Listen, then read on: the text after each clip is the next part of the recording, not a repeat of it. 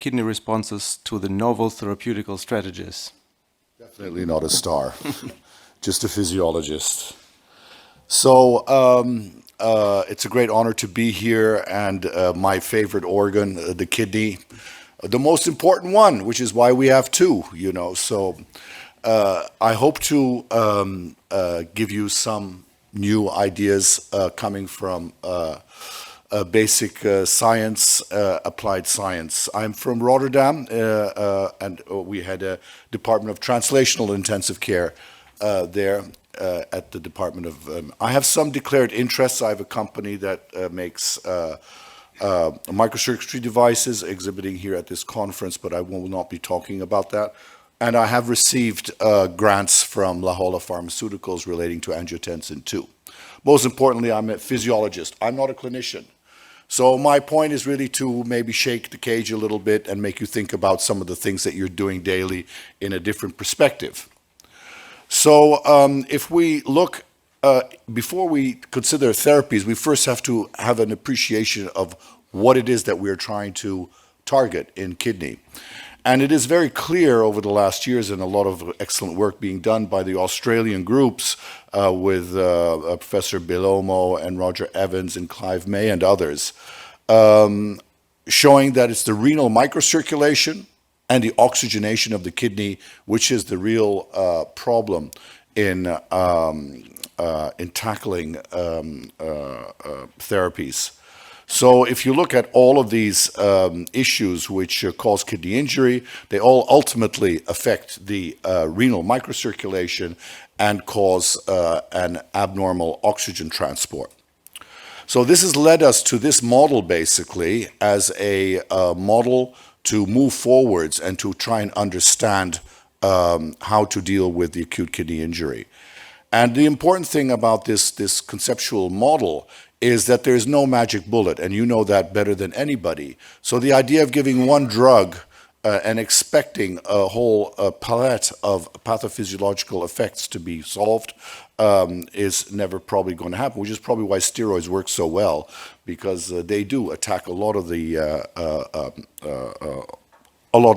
issues. So it really starts with a leukocyte endothelial inflammatory response, which causes a dysregulation of the homeostasis between oxygen, nitric oxide, and reactive oxygen species, which under normal physiology are very well balanced, and this causes damage to the microcirculation, resulting in acute kidney injury and dysfunction of the thing. So if we take this into account and we first deal with the oxygenation, this is an interesting study, again done by the Australian groups, looking at a hypoxia stain. And one of the most important phenotypes of hypoxia in the kidney is that it's very heterogeneous. In all of the images, etc., that you do, if you do not look at the heterogeneity of the hypoxic response, you miss the pathological hit. Why is that important? Because if you've got little areas of hypoxia next to little areas of normoxia, that is a classic reperfusion injury model. So this heterogeneity of hypoxic state is really fueling the reperfusion injury in the kidney. And we have done quantitative oxygen measurements looking at the distribution of the oxygen pressures on the kidney cortex. And you see in these histograms very clearly a hypoxic element in each time that you look at the diseased kidney. Just to take you back here again, so if you give endotoxin to an animal, you get an immediately decrease in urinary output and a mean arterial pressure. So the obvious way to do this is what happens when you give fluid resuscitation. Well, when you give fluid resuscitation, you're very well able to improve the macroscopic parameters, but at the tissue and the microcirculation, it gets worse. So fluids are really a bad thing for the kidney. Again, I'm speaking as a physiologist.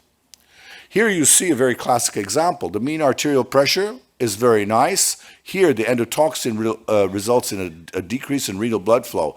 Immediately when you give fluids, things go up. The mean arterial pressure sort of tries to get better.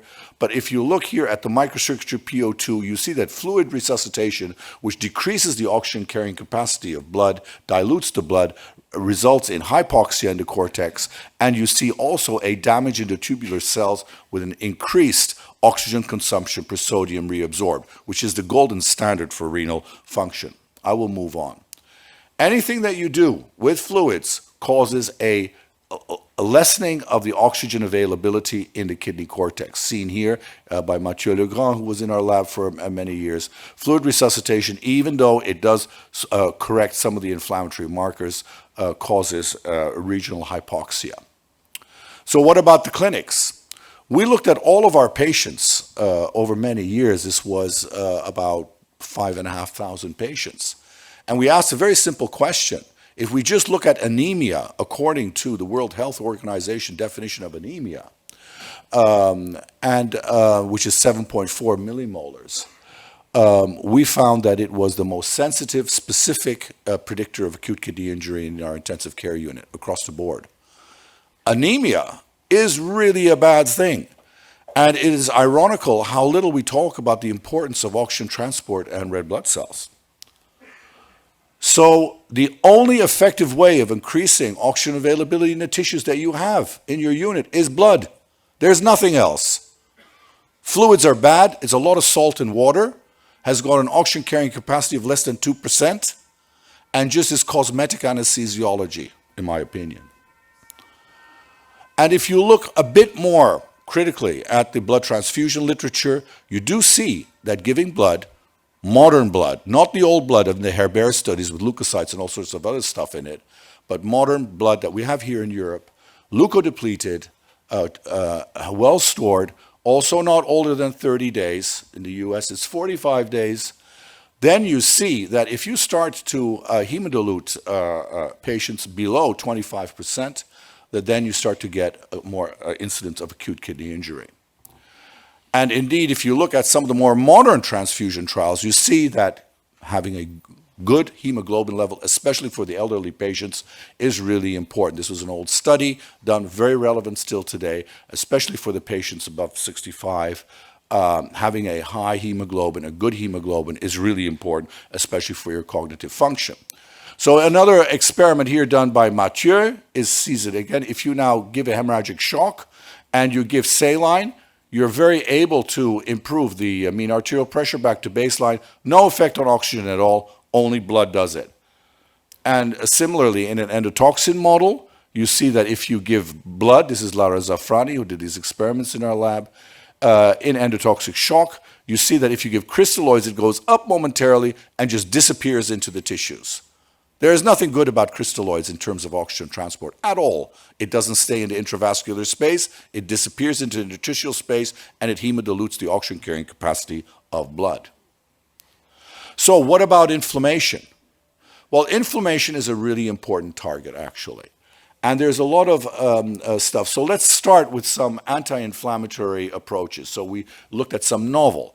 This is myophenolic acid, MMF, used a lot in transplantation. It's a strong anti-inflammatory and is being looked at. The advantage of this is that you can take it orally. And we saw a great down regulation of INOS, IL-6, improvement in the NGAL, etc. And even the lactate, as you can see here, improved when you gave MMF.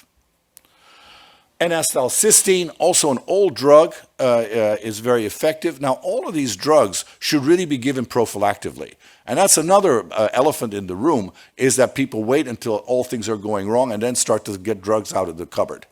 It's much better to have them before the actual injury occurs than following the actual injury, because repairing injury is a completely different physiology than preventing injury. So what about the microcirculation itself? Well, prostacyclin and iloprost have always been a very interesting compound. And these are, of course, phospholipid products targeting the arachidonic acid pathway. And they have basically anti-inflammatory drug effects. And because of their effect on the potassium hemostasis, they also result in reduction in intracellular calcium, causing vasodilation. And you can really see quite at the bedside some impressive effects of the use of iloprost, which is an analog in patients in septic shock, this study done by Mathieu Legrand. We did basic science studies also, and here too we saw that we were able to improve the hypoxic areas in the kidneys very effectively by giving iloprost, and also improving the sodium, the oxygen consumption sodium reabsorption ratio in the tubular cells.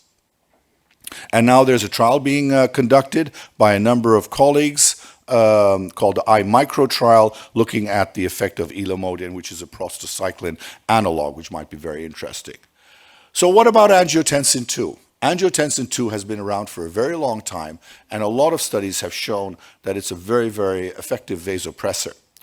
And it really it affects the afferent arteriolars, very specifically, in contrast to norepinephrine, which is also on the afferent. And this is hemodynamically speaking, a very, very different effect. And as you are aware, maybe the Giapreza synthetic angiotensin II, which has come into the market, also recently been approved in the European Medical Agency as a treatment for catecholamine-resistant hypotension, has been shown to be very effective in doing that. And some studies have been done already looking at renal replacement therapy treated patients and the improvement in survival when using this angiotensin II as an effect. So this was Ming Shuola, which many of you will know, and when he was at La Jolla, we initiated an animal study, and we found some interesting aspects of angiotensin II treatment.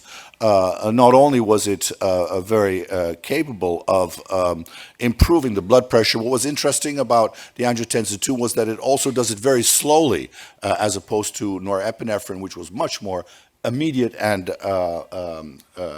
and we also saw an improvement in the urine output. But what was most interesting about the results that we found was that it also had a strong anti-inflammatory effect. So this was something new. It surprised us, and we actually also looked at the histology and found much less tubular injury following angiotensin II. So this is probably an interesting alternative to the use of norepinephrine in treating hypertension. The last drug I want to think, and then I'm finished, Chairman, I'd like to thank you very much for your patience, is pentoxifillin. It's also one of those drugs from the old times. But you know, old drugs really do work. The only reason we don't have them anymore is because the patent ran out. But the pentoxifillin actually is a very, very interesting, cheap drug. And it's the neonatologists who are very, very interested in pentoxifillin, and they reached out to us and asked us to do some more research into it. So if you look at the Cochrane analysis of pentoxifillin, they are very impressive that there is really a decreased all-cause mortality in the treatment of sepsis. So if we look at pentoxifillin, what actually pentoxifillin does, it's very similar to what iloprost and prostacyclin does, in that it causes a reduction in the anti-inflammatory, in the inflammatory mediators, and has got all sorts of other effects related to improved hemorrheology in the microcirculation. And here are some studies. The first thing that's very clear is that you can see, and you can see this in patients too, using our microcirculation devices, that there is a reduction in the leukocytes that stick to the endothelial cells. And as you saw in our first image, that's one of the first steps really in the inflammatory insult to the kidney. And if you look underneath the microscope at the capillaries, you see a vasodilation. And what vasodilation does at the microcirculation, it improves oxygen extraction. And that's the benefit that a drug like pentoxifillin and vasodilators in general have, is they increase the diffusion, or they decrease the diffusion distance by recruiting the microcirculation, and that translates itself to improved oxygen extraction by the tissues. Also very important for COVID, by the way, but that's another story. So oxygen extraction was very important. And then you see also that that's a benefit for the renal function in these early studies being done, showing improved glomerular filtration rates. And this is, of course, a classic study, a very old study by David Bihari now in Australia, showing oxygen extraction. This was in the time we were talking about VO2, DO2 issues, And it was the only study that really showed, dopexamine really never showed that, but that showed an improvement in oxygen extraction, which is a prime oxygen deficit in sepsis, really. So, and we did studies also on pentoxifylline, and we're able to show that it has got a very beneficial effect on hyaluronic acid, which is glycocalyx and endothelial. So all in all, it is, you see that these drugs which are effective target multiple pathways, and that silver bullets are really a bad approach if you want to start to even think about something like acute kidney injury. Well, this is a very good friend of mine, Professor Sun from Taiwan, who says the true source of qi is the kidney, which I really think is beautiful, and this is beautiful calligraphy that says that. Thank you very much for your attention.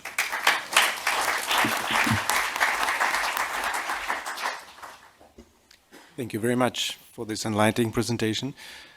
Any questions? Please. I understood you seem to make a point that elevating the hemoglobin by doing transfusion could be better in some patient groups. What I'm wondering is, if you do that, so we will increase the dynamic viscosity of the blood. So what happens to the microcirculation then?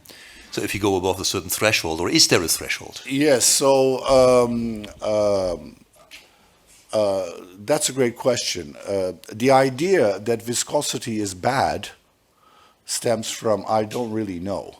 Viscosity is the most important parameter which is responsible for autoregulation and for regulating vasotone, because it's the viscosity which interacts with the endothelial cells and allows vasodilation and contraction to occur. So as soon as you start to alter the viscosity by anemia or by giving fluids, you take away the autoregulatory capacity, really, in the kidney and also in the brain. So actually, the blood is the perfect colloid. It's a viscous compound which allows you to recruit the microcirculation, which we see in COVID, by the way. In COVID, you see a change of the hematocrit from the systemic circulation to the microcirculation. Hematocrit goes down in the systemic circulation and increases in the microcirculation, which causes more viscosity, which recruits capillaries. So actually, I would, respectfully say it's the other way around. You are adding viscosity to the equation, which is good for the hemorrheology and for the oxygen extraction capacity of the tissues.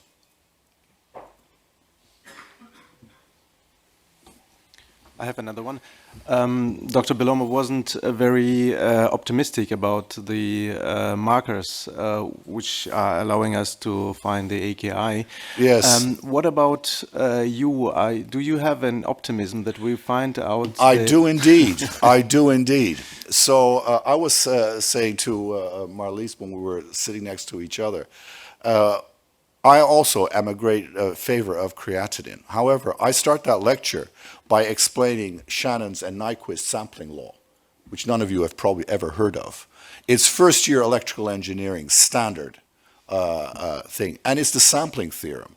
And it basically says that if you have a black box, this comes from nuclear centers, from your phones, and everything to do with signal processing. If you have a black box that you want to control, say the kidney, and you're taking an output parameter, which is the most essential parameter, which controls that process, and giving it as a feedback to control the process, which is basically every servo system, it says that if that system is changing with a certain time constant, t, that you have to sample that at least 2 to 3 times more frequently than the time it changes. So if we take that into consideration, and we say, okay, creatinine, let's say, is the parameter which is important in understanding what's going on and how to control acute kidney injury.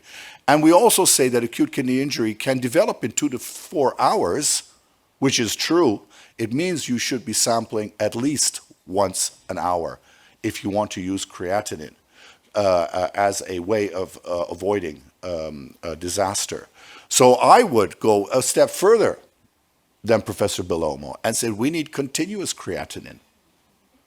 And that maybe would be a way to avoid acute kidney injury. Thank you very much. Thank you very much. Oh. I'm a clinician. it seems that pentoxifylline can prevent AKI. So do you think that we should use as a prophylactic agent when we are concerned about AKI in a clinical setting? Well, first of all, I'm not a clinician, and I feel very nervous about questions like this because if I was a patient, I would like, the moment I enter the ICU, to get 1 gram of vitamin C and 1 milligram per kilo dexamethasone. And I think this would probably save me with all the crazy stuff that you guys do to patients from that on. That is not a serious comment, by the way, but I believe in prophylactic medicine, and that's something that unfortunately we never hear anything about in intensive care medicine.